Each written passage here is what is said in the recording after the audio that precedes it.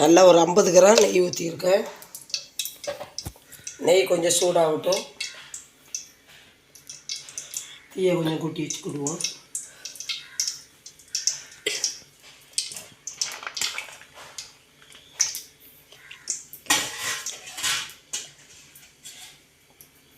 இப்போ நெய் வந்து சூடாயிருச்சு. இப்போ ஒரு 50 கிராம் இருக்கும் முந்திரி பருப்பு போட்டுக்கிடுவேன். முதல்ல அதை வறுத்து எடுத்துக்கிடுவோம். தொண்டை வந்து மழை நேரம், இப்போ நல்ல மழை எங்கள் ஊர் பக்கம், தொண்டை கட்டிருச்சு. அதுதான் என் குரல் ஒரு மாதிரி இருக்குது. சரியான மழை. நேற்றெல்லாம் விடிய விடிய நல்ல மழை. இன்னும் 25ஆந்தேதி வரைக்கும் மழை இருக்குதுன்னு சொல்லியிருக்காங்க. அதனால் தொண்டை வந்து நல்லா கட்டிருச்சு. இப்போ இது நல்ல முந்திரி பருப்பு பொரிஞ்சிருச்சு. எடுத்துக்கணும். தீயை வந்து குறைவாகவே வச்சுக்கணும்.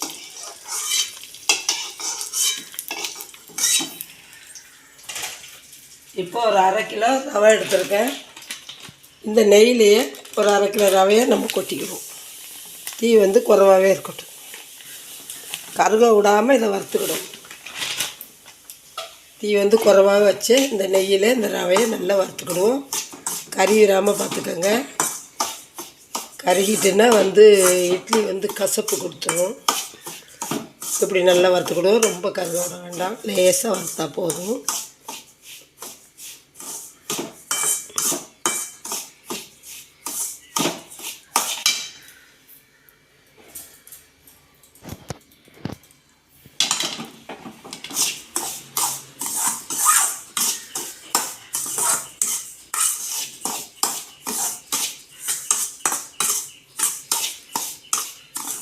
நெய் நம்ம எவ்வளோ போட்டாலும் நல்ல டேஸ்ட்டாக இருக்கும் இட்லி.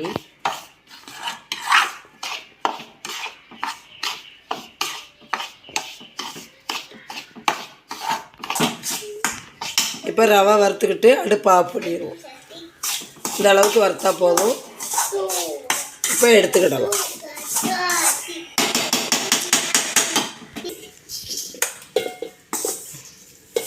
இப்போ ரவையை ஒரு பாத்திரத்தில் தட்டிக்கிடுவோம்.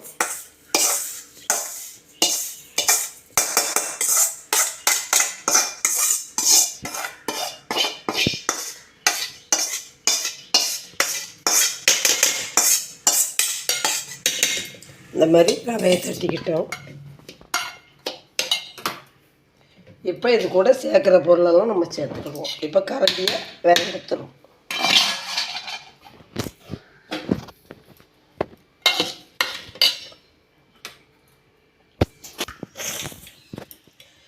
இப்போ ஒரு 1/2 ஸ்பூனு சீரகம்,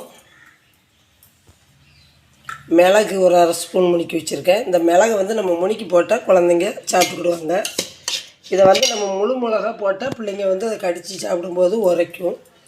அதனால் அதை எடுத்து வச்சுக்குவாங்க. இப்படி போட்டால் பிள்ளைங்க வயிற்றுக்குள்ள சேரும், நல்லது. இப்போ மல்லித்தழை வந்து மல்லியும் கருவேப்பிலையும் நல்லா நறுக்கி கழுவி வச்சுருக்கேன். இதையும் போட்டுக்கிடுவோம். எல்லாமே மழை நேரம் நல்லா கழுவி சுத்தமாக போடுங்க. மிளகா ஒரு 2 மிளகாய் பொடிசாக கட் பண்ணி வச்சுருக்கேன். இதையும் போட்டு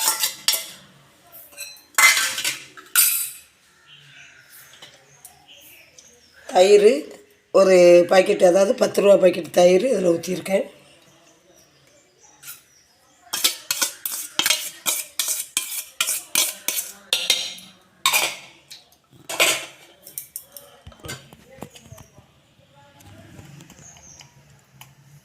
இப்போ ஒரு 1/2 டீஸ்பூன் காயப்பொடி போட்டுக்கணும்.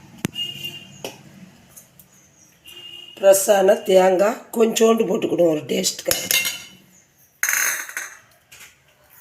இப்போ முந்திரியை நல்லா வறுத்து வச்சுருக்கேன். இதையும் போட்டுக்கணும். இப்போ இதில் நல்லா அரை முறி தேங்காய் திருவி தேங்காய் பால் எடுத்து வச்சுருக்கேன். நீங்கள் இந்த மாட்டுப்பால் இருந்தாலும் போட்டுக்கோங்க, இல்லை தண்ணினாலும் ஊற்றினாலும் நீங்கள் கலந்துக்கோங்க. இது கொஞ்சம் நல்லா டேஸ்ட்டாக இருக்குங்கிறதுக்காக நான் பால் எடுத்து வச்சுருக்கேன். இப்போ இதையும் இதில் ஊற்றிக்கிடுவோம்.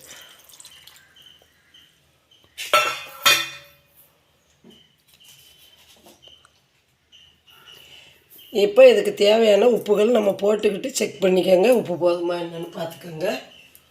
இப்போ இதையெல்லாம் நம்ம கலந்துக்கிடுவோம். இது காணாட்ட நம்ம தண்ணி ஊற்றிக்கிடலாம். பால் இருந்தால் கூட ஊற்றிக்கங்க, ஒன்றும் தப்பு இல்லை. இப்போ இது கூட நான் கொஞ்சம் தண்ணி சேர்க்க போகிறேன்.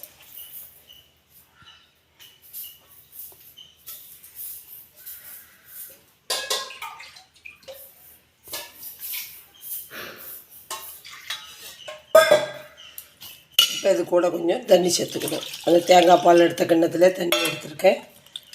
இதை நல்லா இப்படி கலக்கிக்கிடுவோம். தண்ணி வந்து ரொம்ப பக்குவமாக வைக்கணும், ரொம்ப தண்ணி ஆகிடக்கூடாது. இது இன்னும் ஊறும்போது சரியாக வந்துடும். உப்பு வந்து பார்த்துக்குவோம்.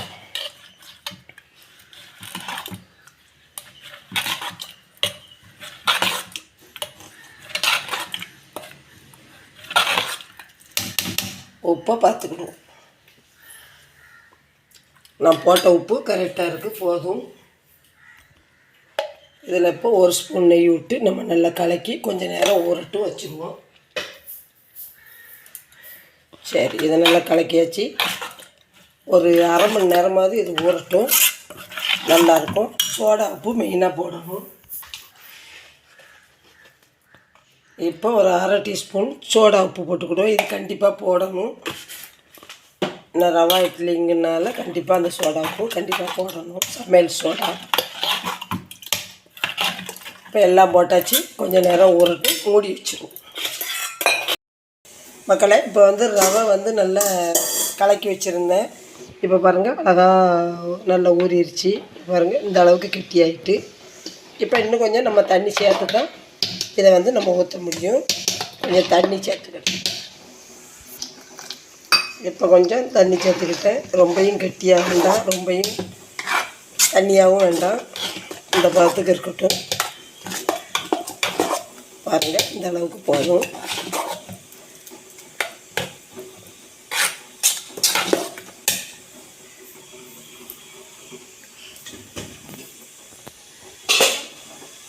இப்போ நல்லா தண்ணி வந்து இட்லி சட்டியில் போட்டிருக்கேன், சூடாகிடுச்சு.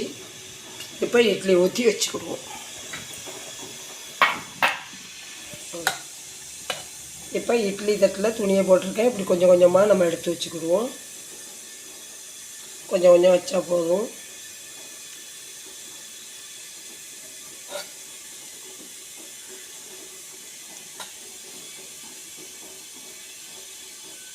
இந்த அளவுக்கு வச்சுக்கிட்டோம். இப்போ இட்லி தட்டில் நம்ம வச்சுக்கிடுவோம். வந்து ரவா இட்லி நல்லா வெந்துட்டான்னு பார்க்குறதுக்காக இப்படி ஒரு கத்தியை விடுங்க, இல்லைன்னா ஒரு குச்சி விடுங்க. அருமையாக வந்துட்டு இப்போ எடுத்துக்கிடலாம். லைட்டாக தண்ணி தெளிச்சுக்கிடுவோம். இப்போ இதை எடுத்துக்கிடுவேன். எடுத்து ஒரு தட்டில் தட்டிக்கிடுவேன்.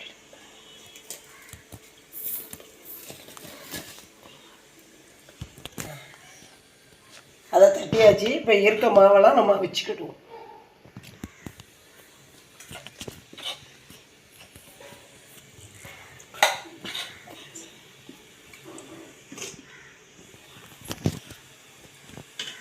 இப்போ எல்லா மாவையுமே பாவிச்சுக்கலாம். மக்களே, இப்போ ரவா இட்லி வந்து அம்மா ரெடி பண்ணி காட்டியிருக்கேன். இதே மாதிரி செஞ்சு சாப்பிட்டு பாருங்கள், அருமையாக இருக்கும். பாருங்கள், நல்லா சூப்பராக இருக்குது. இதே மாதிரி செஞ்சு நீங்களும் சாப்பிடுங்க. சாப்பிட்டு பார்த்துட்டு எப்படி இருக்குன்னு சொல்லுங்கள். அம்மா சேனலில் கண்டிப்பாக லைக் பண்ணுங்கள், ஷேர் பண்ணுங்கள். அம்மா சேனலில் சப்ஸ்கிரைப் பண்ணுங்கள். மீண்டும் ஒரு வீடியோவில் வரேன். நன்றி, வணக்கம்.